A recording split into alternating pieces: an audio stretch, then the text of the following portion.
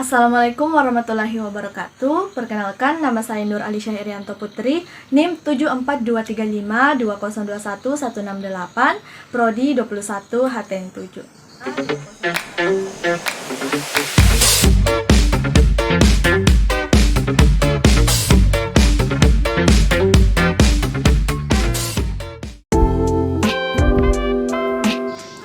Adapun pengertian dari kriminologi bahwa ilmu kriminologi ditemukan oleh antropologi Prancis bernama Paul Topinat, bahwa kriminologi adalah berasal dari kata crime atau kejahatan dan logos yang berarti ilmu, sehingga kriminologi adalah ilmu yang mempelajari tentang penjahat dan kejahatan. Menurut Edwin Sutherland, kriminologi adalah ilmu yang berkaitan dengan perbuatan jahat sebagai gejala yang timbul dalam masyarakat. Kriminologi ilmu prasyarat dari hukum pidana dan hukum acara pidana. Alasan lahirnya ilmu kriminologi itu ada 3. Yang pertama yaitu adanya ketidakpuasan terhadap hukum pidana atau hukum positif ataupun kitab undang-undang hukum pidana. Dan yang kedua yaitu adanya ketidakpuasan terhadap hukum acara pidana atau terhadap penegakan hukum pidana. Kemudian yang ketiga yaitu adanya ketidakpuasan terhadap sistem penghukuman. Ada beberapa cabang ilmu yang berkaitan dengan kriminologi.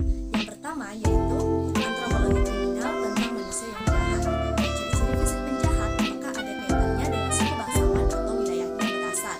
Bahwa dalam antropologi kriminal menjelaskan bahwa lokasi geografis seseorang akan mempengaruhi perilakunya. Yang kedua yaitu sosiologi kriminal tentang kejahatan dan gejala masyarakat di mana tentang yang dapat mempengaruhi masyarakat untuk melakukan kejahatan seperti pengaruh ekonomi. Kemudian yang ketiga psikologi kriminal tentang penjahat dilihat dari sudut jiwanya seperti jiwa yang sakit. Objek kajian kriminologi itu ada 3. Yang pertama, perbuatan atau kejahatan. Yang kedua, pelaku kejahatan atau penjahat. Kemudian yang ketiga, yaitu adanya reaksi masyarakat terhadap perbuatan dan pelakunya.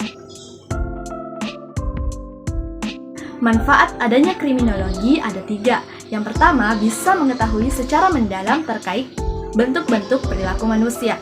Yang kedua, memahami kenapa ada penyimpangan-penyimpangan terhadap norma-norma, baik itu dalam pidana khusus maupun pidana umum.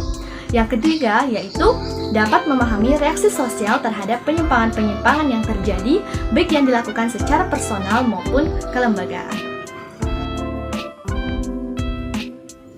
Tingkat ketaatan hukum ada 3 menurut Profesor Ali. Yang pertama, identification, yang merupakan ketaatan karena takut hubungan baiknya rusak karena perilaku pelanggaran yang dia lakukan atau merasa takut adanya penilaian negatif terhadapnya.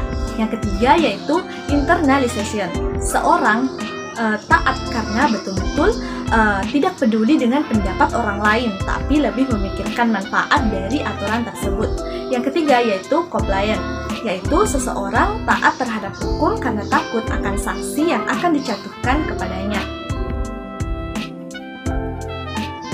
Fungsi kriminologi terhadap hukum pidana ada 2. Yang pertama, sebagai tinjauan terhadap hukum pidana yang berlaku. Yang kedua, yaitu memberikan rekomendasi guna pembaharuan terhadap hukum pidana. Fungsi kriminologi terhadap sistem peradilan pidana atau proses hukum acara ada 3. Yang pertama, hasil penyelidikan kriminologi dapat membantu pemerintah dalam mengungkap kejahatan. Yang kedua, dapat memperbaiki kinerja aparat penegak hukum serta melakukan perbaikan terhadap undang-undang itu sendiri. Yang ketiga yaitu kriminalisasi atau dekriminalisasi terhadap produk perundang-undangan atau perbaikan. Ada 6 aliran dalam kriminologi atau mazhab dalam kriminologi. Fungsi mazhab untuk menentukan bagaimana kita memandang sesuatu sesuai dengan paradigma yang kita gunakan. Yang pertama yaitu mazhab klasik yang dipelopori oleh Cesare Beccaria. Didasarkan pada teori hedonistik bahwa manusia memiliki kebebasan untuk memilih perbuatan yang dapat memberi kebahagiaan pada dirinya dan menghindari perbuatan yang dapat memberikan derita. Didasarkan pada asas free will atau kebebasan kehendak, pelaku tersebut memiliki kehendak bebas dari perbuatan yang dilakukan. Yang kedua yaitu aliran kartografi. Aliran yang mementingkan pada distribusi kejahatan pada daerah-daerah tertentu, baik secara geografis maupun secara sosial. Dalam teori ini, kejahatan itu didistribusikan berdasarkan wilayah, baik secara sosial maupun geografi. Penganutnya yaitu Quetelet dan Guéry. Yang ketiga yaitu aliran sosialis. Muncul sebagai bentuk penolakan terhadap aliran kartografik karena menurut teori ini bahwa sebab terjadinya kejahatan yaitu adanya tekanan ekonomi atau orang yang berada di bawah garis kemiskinan. Maka demikian, melawan kejahatan itu harus dengan peningkatan kesejahteraan. Adapun aliran sosialis yang dipelopori oleh Edwin Sovereign. Yang keempat yaitu aliran positif, di mana aliran ini tidak setuju dengan aliran sosialis bahwa kejahatan itu tidak didasarkan oleh faktor ekonomi, melainkan dari perilaku manusia itu sendiri. Tapi ada faktor di luar dari dirinya yang mempengaruhi, yaitu biologi dan kultur. Di mana aliran positif ini dipelopori oleh Cesare Lombroso, bahwa menurutnya kejahatan itu adalah bakat yang dibawa sejak lahir, ditandai dengan ciri-ciri fisik seperti bertato, pesek, berjenggot, dan lain sebagainya. Yang kelima yaitu aliran psikiatrik, bahwa kejahatan itu terjadi karena adanya pengaruh psikologi, menekankan bahwa kejahatan itu ada karena adanya gangguan emosional dalam melakukan interaksi sosial. Yang terakhir yaitu aliran sosiologis. Menurut aliran sosiologis, kejahatan itu adalah hasil dari unsur-unsur yang ada dalam masyarakat. Individu dan keadaan masyarakat atau kejahatan itu terjadi karena adanya gesekan dalam interaksi sosial. Orang melakukan kejahatan disebabkan karena orang tersebut meniru keadaan sekitarnya. Ada 5 teori dalam kriminologi. Teori yaitu alasan yang digunakan untuk membenarkan sesuatu yang dilakukan.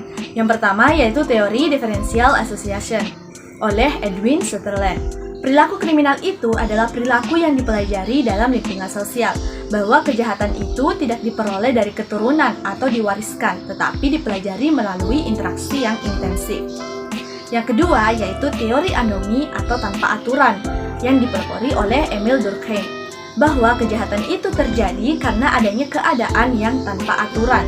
Tidak ada aturan yang berlaku di masyarakat, sehingga banyak terjadi kejahatan-kejahatan di masyarakat. Yang ketiga yaitu teori kontrol sosial. Teori yang mengedepankan bahwa kejahatan itu terjadi karena adanya kegagalan kelompok-kelompok tertentu dalam membentuk pribadi manusia, seperti dalam keluarga, sekolah, instansi atau tempat bekerja, dan lain sebagainya. Yang keempat yaitu teori labeling yang dipelopori oleh Edwin Lemert, bahwa kejahatan itu terjadi karena adanya label atau cap yang diberikan oleh masyarakat yang diberikan kepada orang-orang tertentu. Nah, misalnya seperti narapidana yang keluar penjara dicap oleh masyarakat sebagai penjahat dan akan mempengaruhi tindakan si mantan narapidana tersebut, seperti merasa dikucilkan ataupun antisosial. Yang kelima yaitu teori konflik yang dipelopori oleh Karl Marx, bahwa kehadiran konflik itu hadir di lingkungan sosial karena dipengaruhi oleh budaya ketidaksukaan seseorang terhadap keyakinannya, bukan pada individunya. Mengapa manusia melakukan kejahatan? Kejahatan itu identik dengan perbuatan yang dilarang atau tidak dibenarkan atau perbuatan yang bersifat antisosial. Dikatakan tindak kejahatan ketika memenuhi 2 syarat. Yang pertama yaitu perbuatan yang salah. Nah, perbuatan yang salah yaitu perbuatan yang dipandang bersalah ketika melakukan perbuatan itu baik disengaja ataupun lalai. Nah, untuk menentukan lalai atau sengaja maka butuh rekonstruksi atau diselidiki kebenarannya. Yang kedua yaitu dipandang harus bisa bertanggung jawab. Ketika yang melakukannya memiliki gangguan mental maka tidak bisa dikatakan tindak kejahatan. Itulah tadi materi mengenai kriminologi. Mohon maaf bila ada salah kata maupun perbuatan. Saya Nur Aisyah Putri dari 21 HTM 7 mengucapkan terima kasih. Wassalamualaikum warahmatullahi wabarakatuh.